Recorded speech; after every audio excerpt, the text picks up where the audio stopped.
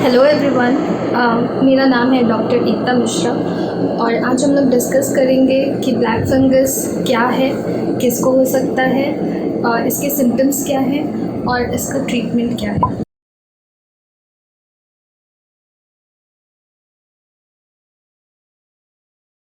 तो सबसे पहले क्वेश्चन पे आते हैं कि म्यूकोरमाइकोसिस क्या है आखिर, या फिर जिसको हम ब्लैक फंगस कहते हैं वो क्या है। तो म्यूकोरमाइकोसिस एक बहुत ही रेयर लेकिन एक बहुत ही सीरियस डिजीज़ है जिसको कि कॉज करने वाला फंगाई बिलोंग करता है म्यूकोरमाइसिटीज से, इसीलिए इस डिज़ीज़ का नाम है म्यूकोरमाइकोसिस। इस फंजाई के बारे में ख़ास बात यह है कि ये हर जगह पाया जाता है, आपके इन्वायरमेंट में ये हर जगह है और ये स्पेशली वहाँ पे होता है जहाँ पे सड़ी गली चीज़ें ज़्यादा होती हैं, जहाँ पे ह्यूमिडिटी ज़्यादा होती है, वहाँ पे ये ज़्यादा पाया जाता है। लेकिन ये हर जगह है इन्वायरमेंट में। इनफैक्ट ये कुछ हेल्दी लोगों के नोज़ में भी पाया जाता है, लेकिन ये सब में डिज़ीज़ कॉज नहीं करता। म्यूकोरमाइकोसिस का इन्फेक्शन हमें यूजुअली जो ब्लैक फंगस है उसके स्पोर्स को इनहेल करने से होता है, लेकिन इसका people to people transmission reported नहीं है। अब आते हैं हमारे दूसरे सवाल की तरफ, यानी कि म्यूकोरमाइकोसिस किसको किसको हो सकता है, यानी कि कौन लोग हैं जो कि एट रिस्क है जिनको कि हो सकता है म्यूकोरमाइकोसिस।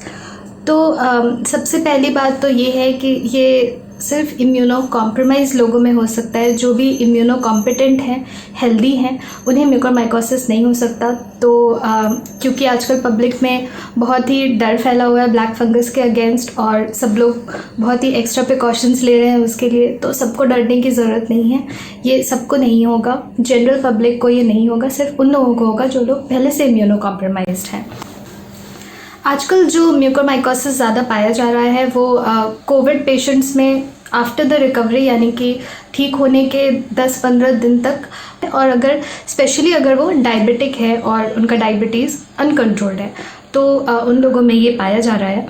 तो सबसे पहला रिस्क तो इसका ऑब्वियसली डायबिटीज़ हो गया। दूसरा, ये कैंसर पेशेंट्स में हो सकता है, ये HIV पेशेंट्स में हो सकता है। अगर आपके घर में कोई ऐसा है जिसका कोई ट्रांसप्लांट हुआ हो, जैसे कि किडनी ट्रांसप्लांट, तो उन लोगों में कुछ ऐसी दवाइयाँ उनको देनी पड़ती है जो उनकी इम्यूनिटी कम करती है, तो उन लोगों को हो सकता है। अपार्ट फ्रॉम दैट, वो ऐसे लोगों में हो सकता है जिनको हीमोक्रोमेटोसिस है, जिसका यानी कि आपके बॉडी में आयरन ज़्यादा हो, क्योंकि ये फंजाई आयरन पे फीड करता है, तो ये उन लोगों को हो सकता है जिनको हीमोक्रोमेटोसिस है। उसके अलावा और भी आप अगर कोई भी ऐसी नेफ्रोटिक सिंड्रोम या और भी बहुत सारी डिजीज़ है जिनमें आप स्टेरॉइड्स लॉन्ग टर्म से खा रहे होंगे अगर, तो उन लोगों में हो सकता है। कोविड की वजह से जो ब्लैक फंगस के केसेस ज़्यादा मिल रहे हैं, उसकी वजह पहली तो ये है कि अगर आप पहले से इम्यूनो कॉम्प्रोमाइज्ड है और आपको ये पता नहीं है, अगर आपको पहले से डायबिटीज़ है और आपको इसका आइडिया नहीं है और वो अनकंट्रोल्ड है, और उसके बाद आप स्टेरॉइड ले रहे हैं बहुत लंबे समय तक, तो ये ब्लैक फंगस का रिस्क ज़्यादा बढ़ जाता है। स्टेरॉइड एक ऐसी दवाई है जो कि आपको सिर्फ डॉक्टर के कहने पे, डॉक्टर के गाइडेंस में ही खानी चाहिए, क्योंकि इसकी वजह से आपका ब्लड शुगर बढ़ सकता है, और स्टेरॉइड्स की वजह से जो ब्लड शुगर बढ़ेगा तो उसको अंडर कंट्रोल रखना चाहिए।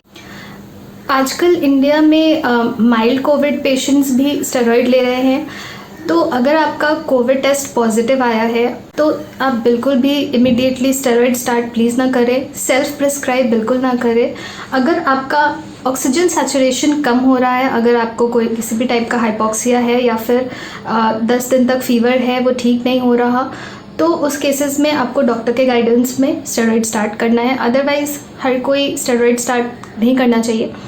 लेकिन फिर भी जो अगर आप लो डोज में स्टेरॉइड खा रहे हैं और आप हेल्दी हैं, आप इम्यूनो कॉम्प्रोमाइज़ नहीं हैं, तो भी आपको ब्लैक फंगस नहीं होगा। ऑल्सो कोविड के केसेस में अगर किसी पेशेंट को बहुत ही प्रोलॉन्ग ऑक्सीजनेशन पे रखा जा रहा है, क्योंकि वो ह्यूमिडिफाइड ऑक्सीजन होती है जो दी जाती है, तो उस केसेस में एक इंक्रीज रिस्क है। या फिर अगर कोई पेशेंट बहुत दिन से वेंटिलेशन पे है, तो उन लोगों में म्यूकोरमाइकोसिस होने के चांसेस ज़्यादा है।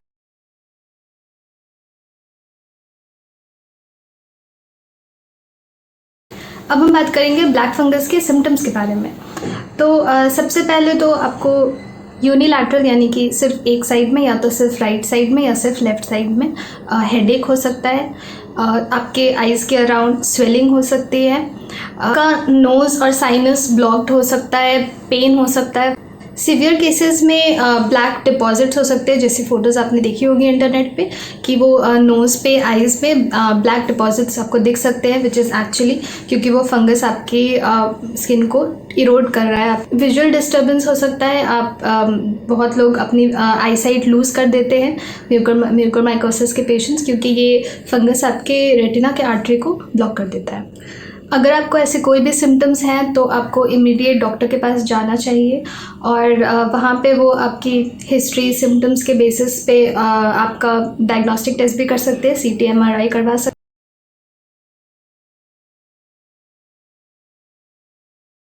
अब आते हैं म्यूकोरमाइकोसिस के ट्रीटमेंट पे। तो क्योंकि ये एक फंगल डिजीज़ है तो इसके लिए हम कुछ एंटी फंगल्स देते हैं, जैसे कि एम्फोटेरिसिन B एंड पोसाकोनाजोल।